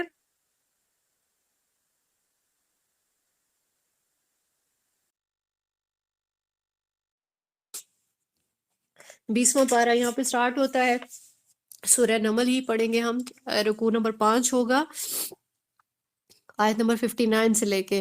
تو یہاں پہ دیکھیں کہ 5ویں رکوع میں اللہ تعالیٰ نے یہاں للکارنے کے انداز میں مشرکین سے یہ دریافت کیا ہے کہ جو بلند و بالا آسمان اور وسیع و عریض زمین کی تخلیق کس نے کی ہے، بارش کون برساتا ہے، اس کے ذریعہ حسین باغات کون اگاتا ہے، زمین کو جائے سکون و راحت کون بنایا، کس نے بنایا، اور زمین میں جو نہریں ہیں یہ کس نے بہائیں، پھر بوجھل پہاڑوں کے ذریعے سے زمین کو توازن کس نے بخشا ہے، اور پھر میٹھے اور نمکین پانی کی آمیزش روکنے کا انتظام کس نے کیا، کون ہے جو دکھ درد کے جو مارے ہیں ان کی فریادوں کو سنتا ہے، ان کی مشکلات کو آسان کرتا ہے، اور پھر سمندر اور خشکی میں سفر کرنے کے دوران صحیح سمت کی طرف جانے کی قدرتی علامات یعنی کہ پہاڑ ہیں، جو ندی نالے ہیں، جنگلات ہیں، ستارے ہیں، یہ سارے جو ہے تخلیق جو ہے یہ کس کی ہے، کس نے پیدا کیا، اور بارش کی آمد سے پہلے پہلے جو ٹھنڈی ہوائیں چلتی ہیں یہ ایک بشارت ہوتی ہے کہ بارش آنے والی ہے، یہ کس کی طرف سے آتی ہے، اور کائنات کی ہر چیز کو کس نے بنایا ہے، اور جو دوبارہ بھی ان کی تخلیق پر قدرت رکھتا ہے وہ کون ہے، اور آسمان و زمین سے جو رزق آتا ہے وہ کس کی طرف سے آتا ہے، کیا اللہ کے سوا کوئی اور معبود ہے جو جس کے سارے کے سارے کارنامے ہیں۔ تو یہاں پہ اس چیز کا انکار کیا گیا ہے کہ نہیں، یہ کاریگری صرف اور صرف اللہ تعالیٰ کی ہے۔ اب شرک کرنے والوں پہ یہاں بے حد افسوس کیا گیا ہے۔ اللہ تعالیٰ سے دعا کیجئے کہ اللہ پاک ہمیں کبھی بھی شرک کرنے والوں میں شامل نہیں فرمائے، آمین ثم آمین۔ رکوع نمبر 2 ہے، 6 اس میں آیت ہے 67 سے لے کے 82 تک کی آیات ہیں۔ یہاں پہ اللہ تعالیٰ کے کلام کی بے مثال عظمت کو بیان کیا گیا ہے کہ کفار کا یہاں سوال پہلے تو بیان کیا گیا ہے کہ جو قیامت ہے اگر تو واقعی آنے والی ہے تو کب آئے گی؟ تو جواب یہاں پہ دیا گیا ہے کہ بہت جلد واقع ہونے والی ہے، البتہ غور کرو کہ ماضی میں قیامت کا انکار کرنے والوں کا کیا انجام ہوا تھا۔ تو اللہ تعالیٰ لوگوں پر رحم کرنے والا ہے، لیکن لوگوں کی اکثریت ناشکری کرتی ہے۔ اور مومنوں کے لیے کیا ہے؟ دنیا اور آخرت میں رحمت ہے، ہدایت کے حصول کا ذریعہ قرآن ہے، اور اس کتاب نے ان کے معاملات کی جو حقیقتیں ہیں وہ واضح کر دی ہیں جس میں بنی اسرائیل نے اختلاف کیا تھا۔ اور پھر یہ کتاب آگاہ کری ہے کہ قرب قیامت میں ایک جانور ظاہر ہوگا جو انسانوں کی طرح گفتگو کرتے ہوئے رسول اللہ صلی اللہ علیہ وآلہ وسلم کے بتائے ہوئے حقائق کی تصدیق کرے گا۔ اس کی گفتگو ان لوگوں پر حجت ہوگی جو آپ صلی اللہ علیہ وآلہ وسلم کی تعلیمات کا انکار کرتے ہیں۔ احادیث میں بہت سارے احادیث میں اس جانور کا ذکر ہے، اور دعوت الارض جب ہم لکھتے ہیں تو ہمارے سامنے یہ احادیث آ جاتی ہیں۔ تو یہ قرب قیامت میں یہ ایک ہوگا ایسا جانور جو ظاہر ہو جائے گا۔ رکوع نمبر 7 ہے، اس میں آیت نمبر 83 سے لے کے 93 تک کی آیات ہیں کہ انسان کا جو عمل ہوتا ہے اسی کے اکارڈنگ اس کا انجام ہوگا۔ آخری رکوع ہے یہ، اس میں آگاہ کر دیا گیا ہے کہ روز قیامت اللہ دین کی تعلیمات جھٹلانے والوں سے دریافت فرمائے گا کہ تم نے کیوں میری واضح آیات کو جھٹلایا؟ وہ ندامت کے مارے جواب نہیں دے سکیں گے اور پھر جہنم میں پھینک دیے جائیں گے، اور روز قیامت سور میں پھونک ماری جائے گی اور تمام مخلوقات پر لرزہ طاری ہو جائے گا۔ وہ سب اللہ کی بارگاہ میں عاجزی کے ساتھ حاضر ہوں گے، اور جو انسان نیکی لے کر آیا اسے ایک نیکی کا کئی گنا اجر ملے گا، اس کے برعکس جو برائیاں لے کے آئے گا اسے اوندھے مون جہنم میں ڈال دیا جائے گا۔ رسول اللہ صلی اللہ علیہ وآلہ وسلم ہر آن اللہ کی بندگی کر رہے ہیں، اور لوگوں کو قرآن کا جو پیغام ہے وہ تسلسل کے ساتھ پہنچا رہے ہیں۔ تو جو قرآن کی دعوت قبول کرے گا اسے اچھا بدلہ مل کر رہے گا، اور جو یہ دعوت قبول نہ کرے گا برے انجام سے دوچار ہوگا۔ تو اللہ عنقریب اپنی ایسی نشانیاں دکھائے گا کہ لوگ جان لیں گے کہ قرآن مجید اللہ تعالیٰ کا جو کلام ہے وہ برحق ہے۔ یہاں پہ ہماری سورہ نمل جو ہے وہ کمپلیٹ ہوتی ہے۔ سورہ قصص انشاءاللہ ہم اب سٹارٹ کرتے ہیں، جس میں حضرت موسیٰ علیہ السلام کا جو تذکرہ ہے، پوری جو داستان ہے اس کا یہاں تذکرہ جو ہے کیا گیا ہے۔ اب جو درمیان کی جو چیزیں ہیں، یعنی کہ ان کی لائف کا جو سٹارٹ کا جو حصہ ہے وہ اس سورہ میں بیان کیا گیا ہے۔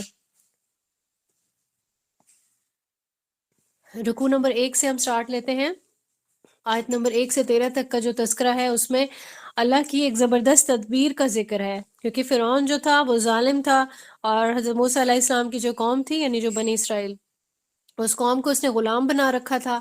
ان کو کمزور کرنے کے لیے، یعنی کہ افرادی قوت بہت زیادہ تعداد ہو گئی تھی ان کی، تو اس نے کیا کیا کہ جو نومولود بچے تھے ان کو ذبح کر دیا، خاص طور پر لڑکے۔ تو یہاں پہ اللہ تعالیٰ نے یہاں فیصلہ فرمایا کہ قوم جو یہ فرعون ہے اس کو اپنی عظیم قدرت کا ایک مظہر دکھائیں۔ تو حضرت موسیٰ علیہ السلام کی جب ولادت ہوئی تو اللہ نے یہاں پہ الہام کیا ان کی والدہ کو، اور ان کو رہنمائی کر دی، کیونکہ انہوں نے پہلے اپنی پریگنینسی چھپائی لیکن اب بچے تو ذبح ہو رہے تھے۔ تو یہاں اللہ تعالیٰ نے ان کو تسلی دی کہ اگر تو خطرہ ہو کہ چیکنگ ہو رہی ہے تو پھر اس کو ایک تابوت میں لٹا کے، لکڑی کے تابوت میں، اور دریا کے حوالے کر دیں۔ اب یہ تابوت جو ہے وہ دریا میں بہتا ہوا فرعون کے باغ میں پہنچ گیا۔ فرعون حضرت موسیٰ علیہ السلام کو قتل کرنا چاہتا تھا، لیکن ان کی جو بیوی تھی حضرت آسیہ علیہ السلام، انہوں نے کہا کہ اسے قتل مت کرو، یہ بہت ہی پیارا بچہ ہے، ہم اسے بیٹا بنا لیتے ہیں۔ حضرت موسیٰ علیہ السلام کو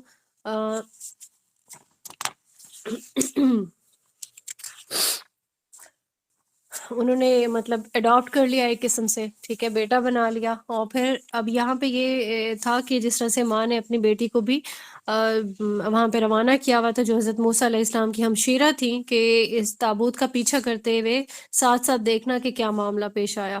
اب یہاں کیونکہ اب وہ انہوں نے اپنے محل میں ان کو رکھ لیا، لیکن پھر اب بچہ غذا کے لیے دودھ تھا، اس کا بھی ارینجمنٹ کرنا تھا۔ تو کسی خاتون کا کیونکہ انہوں نے دودھ قبول نہیں کیا، تو یہاں پہ ہمشیرہ نے پیشکش کی کہ ایسی خاتون کو وہ لا سکتی ہیں جو حضرت موسیٰ علیہ السلام کو دودھ پلائیں گی اور اپنی پوری جو ذمہ داری ہے اس سے دیکھ بھال بھی کریں گی ان کی۔ اس طرح سے اللہ تعالیٰ نے فرعون کے محل میں حضرت موسیٰ علیہ السلام کی پرورش جو ہے ان کی والدہ کی نگرانی میں ہی کروانے کی تدبیر عطا فرما دی، ٹھیک ہے۔ تو بے شک کیونکہ ساری ہی جو تدابیر ہیں وہ اللہ تعالیٰ کی طرف سے ہی ہوتی ہیں۔ یہ جو رکوع نمبر 2 ہے اس میں بیان کیا کہ کیسے حضرت موسیٰ علیہ السلام جو ہے وہ مدین پہنچے۔ اب یہ بلوغت کی عمر کو جب پہنچے، اللہ تعالیٰ نے انہیں علم اور حکمت کی دولت عطا فرمائی۔ اب یہاں پہ نبوت نہیں تھی، ٹھیک ہے۔ تو جب وہ پہلے شہر میں گئے ایک دن صبح کے ٹائم پہ، ٹھیک ہے، صبح تھا یا کوئی بھی ایسا ٹائم تھا جس میں سارے جو مصری تھے وہ سو رہے تھے، اور پھر یہاں پہ دیکھا کہ فرعون کی قوم کا ایک آدمی تھا، یعنی کہ جو قبطی تھا، وہ اسرائیلی پہ کوئی تشدد کر رہا تھا یا آپس میں جو بھی معاملہ چل رہا تھا۔ اب اسرائیلی نے آپ کو مدد کے لیے پکارا تو قبطی کو آپ نے جو ہے اس کو ظلم کی سزا دینے کے لیے گھونسا مار دیا۔ اب یہ گھونسے کی جو ضرب تھی وہ اتنی زیادہ لگی کہ وہ قبطی مر گیا، اور حضرت موسیٰ علیہ السلام کو یہاں پہ بہت ندامت ہوئی، انہوں نے اللہ تعالیٰ سے معافی کی التجا کی، اور اللہ تعالیٰ نے انہیں الہام کے ذریعے سے جو ہے وہ بخشش کی بشارت دے دی۔ اور اس طرح سے یہ جو قتل تھا، بات یہ چھپی نہیں، فرعون تک پہنچی، اور موسیٰ علیہ السلام سے جو ہے وہ چاہتا تھا کہ انتقام لے لے، لیکن آپ علیہ السلام نے اللہ سے یہاں پہ دعا کی کہ اللہ تعالیٰ مجھے عافیت عنایت فرما۔ اللہ نے پھر آپ کو مدین کے علاقے میں پہنچا دیا۔ اگلا رکوع ہے رکوع نمبر 3۔ جب وہ مدین پہنچ گئے تھے حضرت موسیٰ علیہ السلام، انہوں نے دیکھا کہ ایک گھاٹ پر جو ہے چرواہے بکریوں کو پانی پلا رہے ہیں، لیکن 2 لڑکیاں اپنی بکریوں کو روک کے ایک سائڈ پہ کھڑی ہوئی ہیں۔ پھر آپ علیہ السلام نے پوچھا ان سے، انہوں نے ڈیٹیل میں بتایا کہ والد کیونکہ ضعیف ہیں اور گھر پہ کوئی لوک آفٹر نہیں کر سکتا ان معاملات کو، لہٰذا یہ سارے کام ہم کرتے ہیں۔ پھر حضرت موسیٰ علیہ السلام کو یہ چیز ناگوار گزری، انہوں نے بکریوں کو پانی پلا دیا اور پھر وہاں سے ہٹ گئے اور ایک درخت کے سائے میں آ کے دعا کرنے لگے کہ اے میرے رب، جو بھی خیر ہے تو میری جھولی میں ڈال دے، میں اسی کا محتاج ہوں۔ اللہ پاک نے یہ دعا قبول فرما لی، اور پھر کیا ہوا کہ جن لڑکیوں کے ساتھ انہوں نے حسن سلوک کیا تھا ان میں سے ایک جو ہے قرآن کریم کے جو الفاظ ہیں کہ بہت ہی شرم و حیا سے چلتی ہوئی آئی، تو اللہ پاک نے یہ صفت کو بہت پیار سے بیان کیا ہے، نمایاں کر کے بیان کیا ہے کہ جو ہمارے، اور پھر یہ بھی کہا کہ ہمارے جو شیخ مدین ہیں وہ آپ کو بلا رہے ہیں، یعنی کہ جو والد صاحب ہیں۔ تو آپ علیہ السلام پہنچے، وہاں پہ پوری ایک جو داستان تھی ان کی، جو بھی معاملات تھے وہ ان کو بتائے۔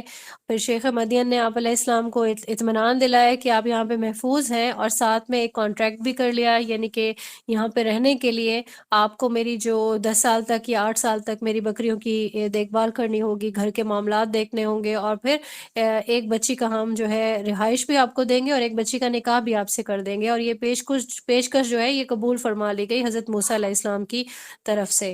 رکوع نمبر 4 میں جو ہے یہ بیان ہے کہ کیسے جو ہے ظہور نبوت ہوا حضرت موسیٰ علیہ السلام پر۔ تو یہاں پہ جو بھی ان کا ایک مقررہ وقت تھا، یعنی کہ جتنی بھی ان کے درمیان میں طے شدہ مدت تھی کہ یہ خدمات جو ہے وہ میں سر انجام دوں گا، اس کے بعد انہوں نے ارادہ کیا کہ اب مصر کی طرف روانہ ہو جائیں۔ تو راستے میں انہیں اللہ پاک نے نبوت سے سرفراز کیا حضرت موسیٰ علیہ السلام کو، اور پھر ساتھ میں 2 معجزات بھی عطا فرمائے، جس میں سے ہم دونوں ہی ابھی پڑھ چکے ہیں۔ ایک تو ان کا عصا تھا جو زمین پہ ڈالتے ہی سانپ کی صورت اختیار کر لیتا تھا، اور اسی طریقے سے ایک گریبان میں جو ہاتھ ڈالنے والے ایک معجزہ تھا کہ وہ چمکتا ہوا ہاتھ بن جاتا تھا، جس کو ید بیضا کا نام دیا جاتا ہے۔ تو اب انہیں یہاں پہ حکم دیا کہ ان معجزات کے ساتھ آل فرعون کے طرف جائیں اور پھر ان کو دعوت دیں توحید کی۔ حضرت موسیٰ علیہ السلام نے یہاں درخواست کی کہ میرے بڑے بھائی حضرت ہارون علیہ السلام کو بھی رسالت کے منصب پر فائز کیا جائے، یا ان کو جو ہے میرا ساتھ جو ہے وہ عطا فرمایا جائے۔ تو اللہ تعالیٰ نے اس دعا کو یا درخواست کو بھی قبول فرمایا، اور پھر آل فرعون کو ان دونوں نے جو ہے ان کے دربار میں حاضر ہوئے، حق کی دعوت دی، معجزات بھی دکھائے، لیکن ان لوگوں نے کیا کیا، حق کو جھٹلا دیا، اور معجزات کو دیکھنے کے بعد بھی ان کو جادو قرار دیا۔ اللہ نے آل فرعون کو حق کی دشمنی کی جو سزا دی، اور پھر اس کے بدلے میں ان کو سمندر میں غرق کر دیا گیا، ٹھیک ہے۔ اب یہ رہتی دنیا تک لوگ ان پہ لعن طعن کرتے ہیں، کیونکہ یہ چیز اللہ نے ان کے مقدر میں لکھ دی، اور پھر آخرت میں بھی وہ بری طریقے سے ذلیل کیے جائیں گے۔ اللہ تعالیٰ سے آخرت کی جو رسوائی ہے اس سے بچنے کی دعا ضرور کریں سبھی لوگ کہ اللہ تعالیٰ ہمیں اس دن کی ضلالت سے اور رسوائی سے دور و محفوظ فرمائیں، آمین ثم آمین۔ رکوع نمبر 5 ہے، اس میں آیت نمبر 43 سے 50 تک کی آیات ہیں۔ تو یہاں یہ حقیقت بیان ہوئی ہے کہ گزشتہ جو واقعات کا جو بیان ہے وہ اس بات کی دلیل ہے کہ رسول اللہ صلی اللہ علیہ وآلہ وسلم اللہ کے سچے رسول ہیں۔ آپ صلی اللہ علیہ وآلہ وسلم کیونکہ نہ تو مصر میں تھے، نہ ہی مدین میں تھے، نہ ہی کوہ طور کے پاس موجود تھے، تو اس تمام واقعات جو ہے وہ ان کے پاس تفصیل سے موجود ہیں، کیونکہ اللہ پاک نے اپنے رسول کو یہ سارے واقعات بتائے، ٹھیک ہے، وحی کے ذریعے سے۔ تو پوری تاریخ ورنہ ان کو کیسے معلوم ہوتی؟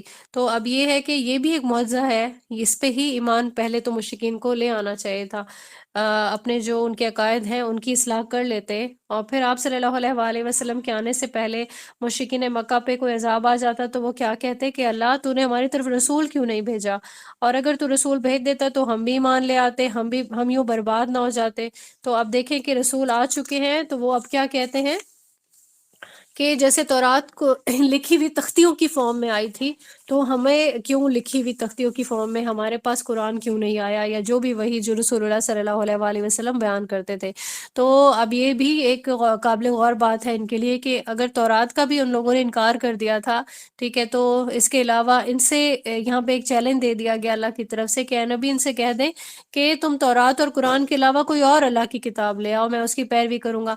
لیکن اگر یہ آپ کی بات نہ مانے تو یہ لوگ جان لیں کہ یہ اپنی خواہشات کی ہی پیروی کر رہے ہیں، اور جو اپنی خواہشات کی پیروی کرتا ہے وہ ہرگز کامیاب نہیں ہوتا، اور اللہ تعالیٰ ایسے ظالموں کو ہدایت نہیں دیتا۔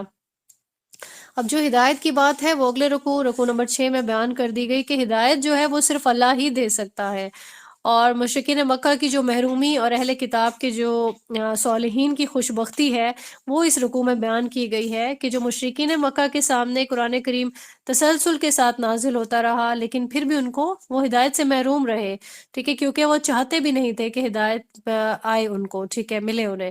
اور دوسری طرف دیکھیں کہ حبشہ سے جس طرح سے وہاں پہ عیسائی تھے نا، انہوں نے صرف ایک ہی بار قرآن کریم سنا اور فوراً ایمان لے آئے، کیونکہ وہ جانتے تھے اور سچے دل سے وہ عیسائی تھے۔ عیسائی مطلب یہ کہ وہ حضرت عیسیٰ علیہ السلام کی تعلیمات کو پر یقین رکھتے تھے، اور پھر کیا ہوا، مکہ والوں نے ان کو بجائے اپریشیٹ کرنے کی ان کی توہین کی، ٹھیک ہے، کہ مطلب آپ کے پاس پہلے سے اپنی جو الہامی کتاب ہے، ٹھیک ہے، آسمانی، اس پہ یقین کرنے کے بجائے آپ نئے دین پہ آنے لگے ہو۔ لیکن انہوں نے پھر بھی صبر سے مظاہرہ کیا، خوش اخلاقی کا مظاہرہ کیا، ان کی جو بھی برائی تھی ان کا بھلائی سے ہی جواب دیا، کیونکہ عیسائی جو تھے وہ رسول اللہ صلی اللہ علیہ وآلہ وسلم سے پہلے والے جتنے بھی انبیاء تھے ان پر ایمان رکھتے تھے، تو یہ مسلمز کی ہی کیٹیگری ہے۔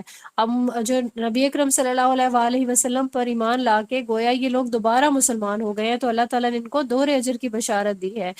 اور نبی اکرم صلی اللہ علیہ وآلہ وسلم کو اس چیز کا بہت دکھ تھا کہ جو حبشہ سے آ کر لوگ ایمان لائے ہیں لیکن مکہ والے جو وہیں پہ موجود ہیں وہ اتنی بڑی نعمت سے محروم رہ رہے ہیں، اور خاص طور پر ان کو جو بہت زیادہ صدمہ تھا وہ یہ تھا کہ ابو طالب جو ہے وہ ایمان نہیں لائے، ٹھیک ہے، بہت زیادہ کوشش کی تھی رسول اللہ صلی اللہ علیہ وآلہ وسلم میں۔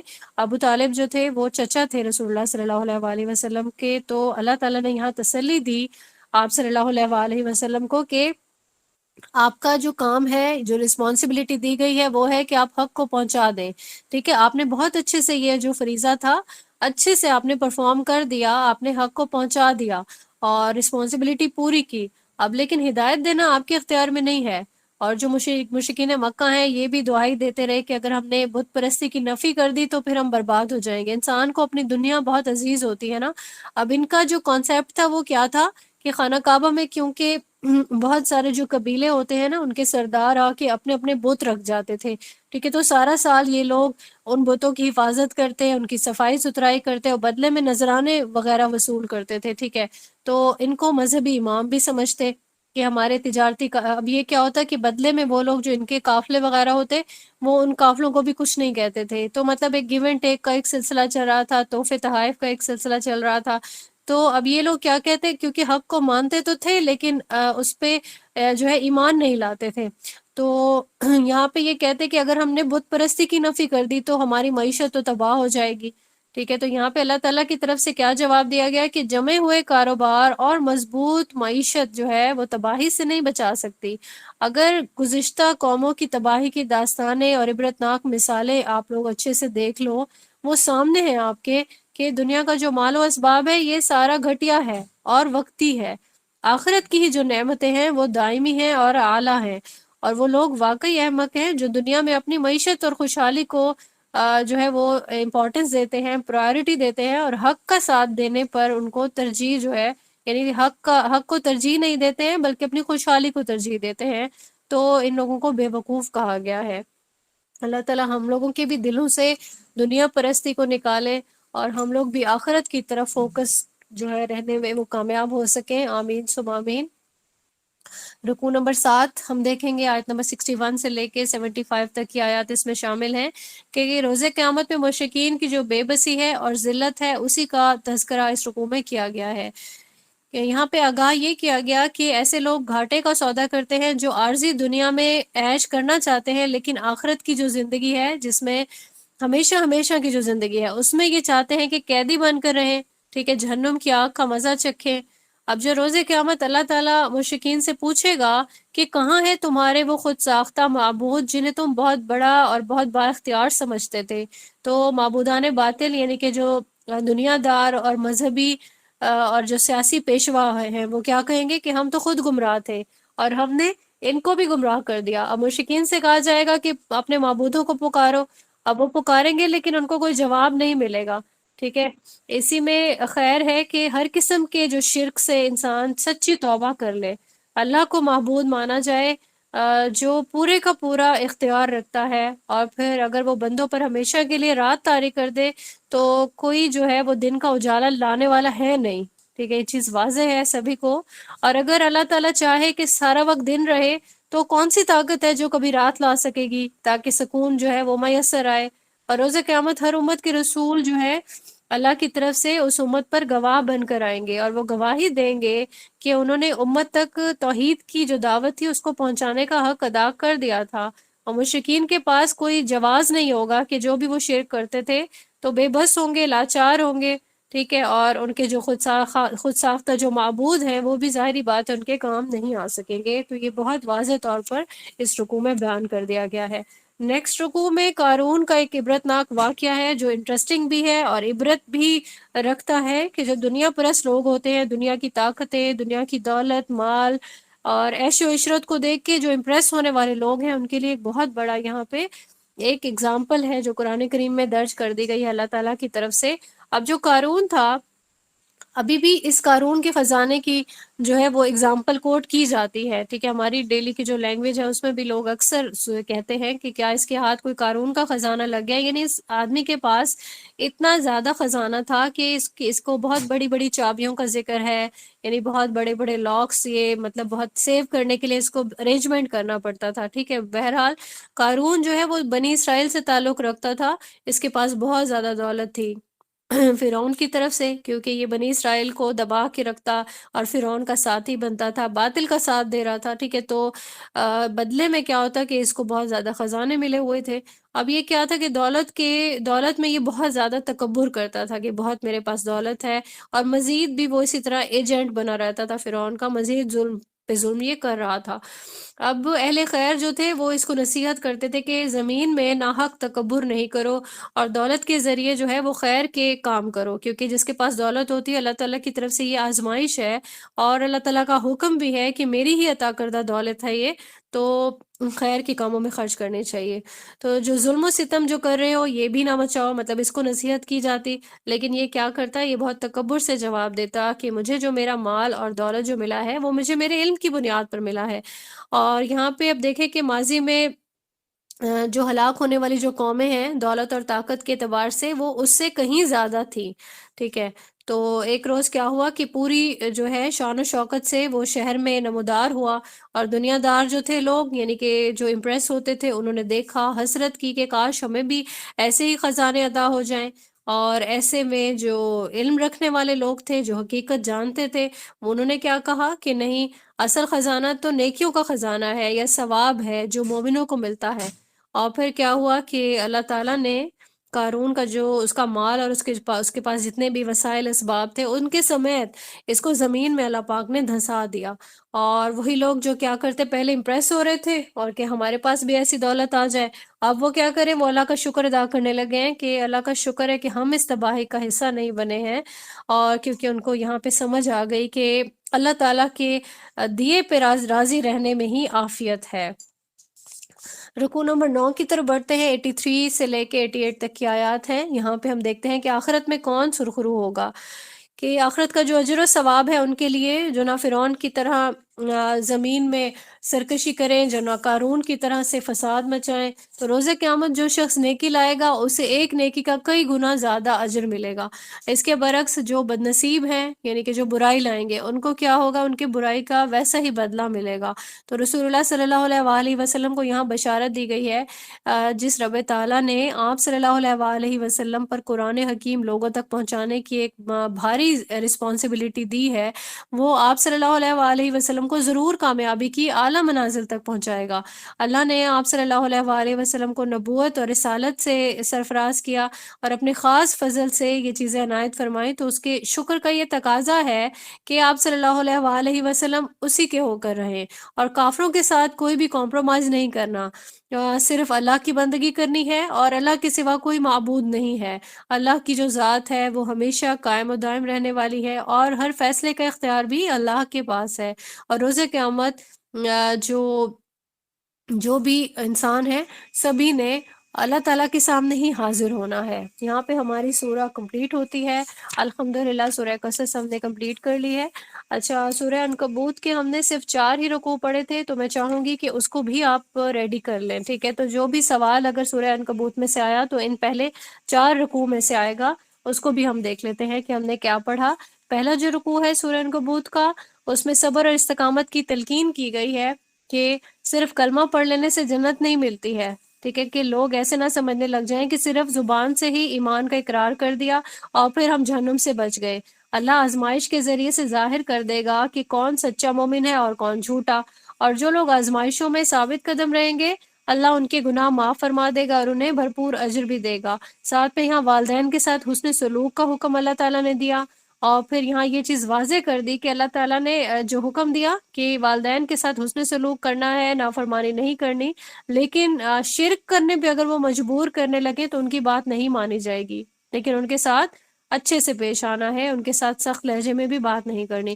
اور مشرکین مکہ کے جو بڑے بڑے جو بوڑھے نوجوان تھے، ان کو میٹھے انداز میں سمجھاتے تھے کہ محمد صلی اللہ علیہ وآلہ وسلم کی بات نہ مانو، ہمارے راستے پہ چلو۔ اگر ہمارے راستے پہ چلنا گناہ ہے تو روز قیامت ہم یہ گناہ اپنے سر لے لیں گے۔ اب یہاں یہ چیز واضح کر دی گئی کہ قیامت کے دن کوئی اپنا گناہ دوسرے کے ذمہ نہ ڈال سکے گا، نہ کسی کے گناہ اپنے ذمہ لے سکے گا، ٹھیک ہے؟ تو جو گمراہ کرنے والوں کو اس کی جو سزا ہے وہ دگنی ملے گی۔ ایک تو یہ کہ اپنی گمراہی کا وبال بھی ان پر آئے گا، اور پھر یہ کہ انہوں نے دوسروں کو گمراہ کیا، اس کا عذاب بھی ان کو جھیلنا پڑے گا۔ رکوع نمبر 2 ہے، 14 سے لے کے 22 تک کی آیات ہے اس میں شامل۔ اس کی بندگی کرو جو رزق دیتا ہے۔ اب یہاں حضرت نوح علیہ السلام کا تذکرہ ہے کہ 950 سال تک انہوں نے صبر اور استقامت سے قوم کو دعوت حق دی۔ قوم کی اکثریت نے حق کی دعوت کو ٹھکرا دیا، پھر کیا ہوا؟ ایک طوفان آیا اور جتنے بھی حق کے مخالفین تھے سارے ہلاک ہو گئے۔ پھر اس کے بعد حضرت ابراہیم علیہ السلام کا تذکرہ ہے، انہوں نے بھی اپنی قوم کو دعوت دی کہ اللہ کی بندگی کرو جو تمہیں رزق دیتا ہے۔ تم جن کی بندگی کر رہے ہو وہ تمہیں کچھ نہیں دے سکتے، تم نے بالآخر اللہ کی عدالت میں حاضر ہونا ہے، اپنے اعمال کا بدلہ پانا ہے، اور جو بد نصیب اللہ کے سامنے حاضری کا انکار کر رہے ہیں وہ اللہ کی رحمت سے مایوس ہوں گے اور دردناک عذاب سے دوچار ہو جائیں گے۔ اچھا، یہاں پہ رکوع نمبر 3 جو ہے اس میں کیا بیان ہوا ہے کہ جو باطل میں پہ اڑے رہتے ہیں ان کا سبب یہاں پہ بیان کیا گیا ہے۔ آیت نمبر 23 سے لے کے 30 تک کی جو آیات ہیں وہ اس میں شامل ہیں کہ قوم نے حضرت ابراہیم علیہ السلام کی دعوت کو جھٹلایا اور پھر کیا کیا؟ انہیں آگ جلا کے اس آگ میں ڈالنے کی کوشش کی، لیکن کیا ہوا؟ اللہ تعالیٰ نے ان کو محفوظ رکھا۔ انہوں نے قوم کو یہاں آگاہ کیا کہ تم جانتے ہو مٹی کے بنائے ہوئے بت تمہارے کچھ کام نہیں آ سکتے، اور رشتہ داریوں کے بندھن اور باہمی مفادات جو تمہارے پاؤں کی بیڑیاں بن چکے ہیں، اور تم باطل تصورات پر اڑے ہوئے ہو، اور قیامت کے دن کیا ہوگا؟ تم ایک دوسرے پر لعنت کر رہے ہوگے اور ایک دوسرے کو ذمہ دار ٹھہراؤ گے کہ تم نے مجھے گمراہ کیا، اور پھر کیا ہوگا؟ وہاں جو ٹھکانہ ہوگا سب کا وہ جہنم ہی ہوگی، اور کوئی وہاں پہ مدد کرنے کے لیے نہیں آئے گا۔ اور پھر جب انہوں نے محسوس کیا کہ اس قوم سے کوئی بھلائی کی توقع نہیں، تو پھر انہوں نے ہجرت فرما لی۔ یہاں پہ اللہ تعالیٰ نے ان کے ساتھ حضرت لوط علیہ السلام کو بھی بھیجا ہوا تھا کیونکہ وہ بھی رسول تھے۔ اور وہ بھی اپنی قوم کی اصلاح کے لیے بھیجے گئے تھے. جو ہم جنس پرستی جس کے بارے میں ہم پڑھ چکے ہیں، بہت ہی برا جرم ہے جس کا یہ لوگ ارتکاب کرتے تھے. اور پھر حضرت لوط علیہ السلام نے اپنی قوم کو اس فعل سے روکا، تو وہ بھی اسی طرح سے اکڑ کے سامنے آ گئے اور کہنے لگے لے آؤ عذاب ہم پہ. ٹھیک ہے، تو یہ چیز یہاں پہ بیان کی گئی ہے. اور چوتھا جو رکوع ہم پڑھیں گے اس میں شرک کی حقیقت بیان کی گئی ہے، اور اس سورہ کا جو نام ہے اس کی بھی ایکسپلینیشن ملتی ہے ہمیں. مکڑی کا جو جال ہے وہ بیان کیا گیا ہے کہ جو مکڑی کا جال ہے وہ کیسے ایک عارضی سہارا ہوتا ہے جس کو ہم کمزور سہارا کہا گیا ہے. ٹھیک ہے، تو یہ باقی جو 5 مجرم قوموں پر اللہ تعالیٰ کے عذاب کا تذکرہ ہے وہ بیان ہے، یعنی قوم لوط، اصحاب مدین، قوم عاد، قوم سمود اور آل فرعون. اس کے بعد جو قوموں پر آنے والے عذابوں کی صورتحال ہے وہ بیان کی، تیز آندھی کے ذریعے سے. ٹھیک ہے، جیسے کہ کنکریوں کی جو بارش تھی وہ قوم لوط پہ برسائی گئی تھی. پھر زلزلہ جو قوم سمود پہ آیا، اور اصحاب مدین کو بھی ہلاک کیا گیا. اور زمین میں دھسا دینا جیسے قارون کو برباد کیا گیا. اور پھر جو طوفان یا سمندر میں غرق کر دیا گیا جیسے کہ حضرت نوح علیہ السلام کی جو قوم تھی ان کو کیا گیا. اور پھر آل فرعون کو بھی اسی طریقے سے غرق کیا گیا تھا سمندر میں. تو یہ تمام جو قومیں ہیں یہ مجرم قومیں، یہ شرک کے جرم میں مبتلا تھیں، اور ان کے جو خود ساختہ معبود تھے انہیں عذاب سے نہیں بچایا جا سکا. ٹھیک ہے، معبود خود ساختہ یعنی وہ کیسے عذاب سے بچاتے، تو obviously وہ نہیں بچا سکے. اللہ تعالیٰ کے سوا دیگر معبودوں سے کسی چیز کی امید رکھنا یا ان پہ اعتماد کرنا، اس کی مثال قرآن کریم میں ایسے دی گئی ہے کہ جیسے کوئی مکڑی کا جال بناتا ہے. ٹھیک ہے، مکڑی کا جال جس طرح سے کمزور ہوتا ہے، بالکل اسی طریقے سے اللہ کے سوا کسی اور پر بھروسہ اور اعتماد کرنا بھی بے فائدہ اور ناپائیدار ہوتا ہے. وآخر الدعوانا ان الحمد للہ رب العالمین.